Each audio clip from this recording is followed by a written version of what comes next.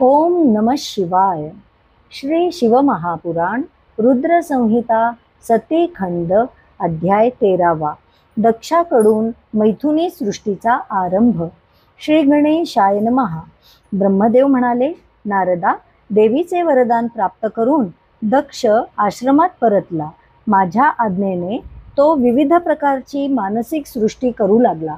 प्रजेची संख्या वाढत नाही म्हणून तो चिंतामग्न झाला आणि मला म्हणाला, तात, मी जेवढ्या जीवांची उत्पत्ती केली त्यांची संख्या आजही तितकीच आहे. तुम्ही मला असा उपाय सांगा की ज्या योगे त्या त्या जीवांची संख्या आपल्या आपण वाढेल. मी म्हणालो, दक्षा, माझे म्हणणे लक्षपूर्वक ऐक.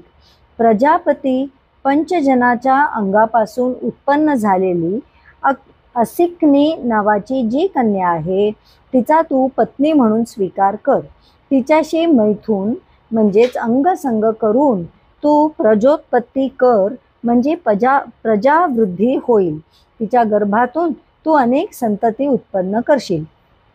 नारदा, माझ्या आज्ञेनुसार दक्षाने प्रजापती वीरण याच्या असिक्नी नामक कन्येशी विवाह केला. तिच्याशी सहवास करून त्याने प्रजावृद्धी करण्यास सुरुवात केली. त्याने तिच्या ठायी प्रथम 10,000 पुत्र उत्पन्न केले.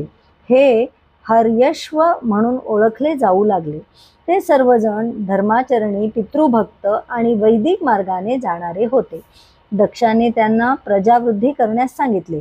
त्या उद्देशपूर्तीसाठी तपश्चर्या करावी म्हणून ते पश्चिम दिशेस गेले. सिंधू नदी जेथे सागराला मिळते तेथे नारायण सरोवर नामक एक पवित्र तीर्थ होते. तेथे ते गेले. त्यांनी त्या तीर्थातील जलाला स्पर्श केला.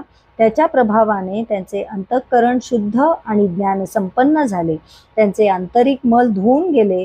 मग त्यांनी तेथेच वास्तव्य केले आणि प्रजावृद्धीचा हेतू सिद्ध व्हावा म्हणून एकाग्रतेने तपश्चर्या करू लागले. हर्यश्वगण सृष्टी निर्मितीच्या उद्देशाने तपश्चर्या करत आहेत हे लक्षात येताच श्रीहरींच्या इच्छेने तू स्वतः तेथे गेलास. त्या गणांना निवृत्ती मार्ग नीट समजावून सांगितलास. ते सर्वजण जन्मापासून बुद्धिमान आणि श्रेष्ठ सत्पुरुष होते. तुझ्या उपदेशाने त्यांची मने पालटली. त्यांनी तुला नमस्कार केला, प्रदक्षिणा घातली आणि ते निवृत्तीच्या मार्गाला लागले.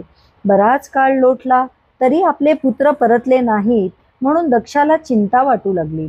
त्याने चौकशी केली तेव्हा तुझ्या म्हणजे नारदाच्या उपदेशाने ते अशा मार्गाने गेले आहेत की जेथून त्यांचे परत येणे शक्यच नाही असे त्याला कळले.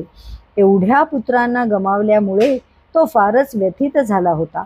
त्याचा विलाप पाहून मी स्वतः त्याच्यापाशी गेलो. त्याचे अनेक प्रकारे सांत्वन केले. तू नारदावर रागावू नकोस, दैवाच्या पुढे कोणाचे काही चालत नाही असे सांगून त्याला शांत केले.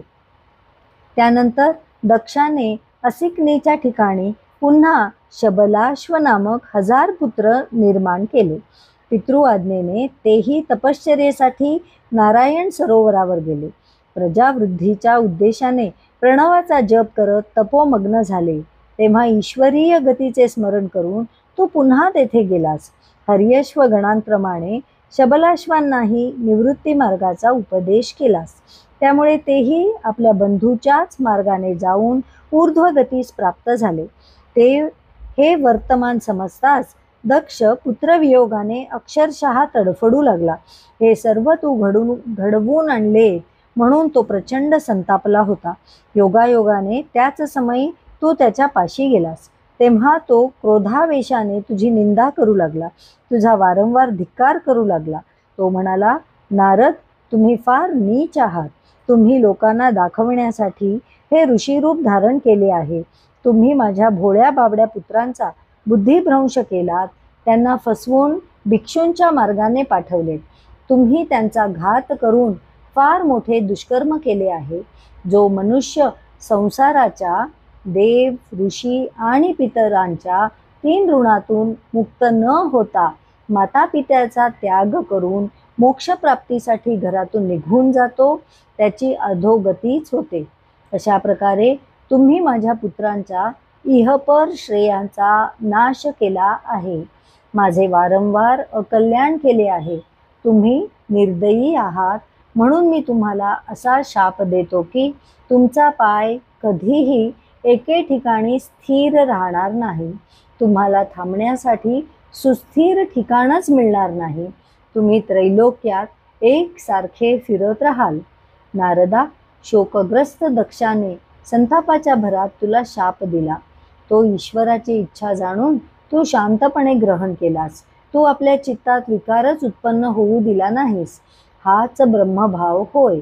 तुझ्यासारखे ईश्वरकोटीचे महात्मा पुरुष शाप मिटवण्यास समर्थ असूनही तो सहन करतात. म्हणून त्रैलोक्यातील सर्वश्रेष्ठ साधू पुरुष आजही तुझा सन्मान करतात व निरंतर करत राहतील. अध्याय 13 समाप्त. ओम नमः शिवाय.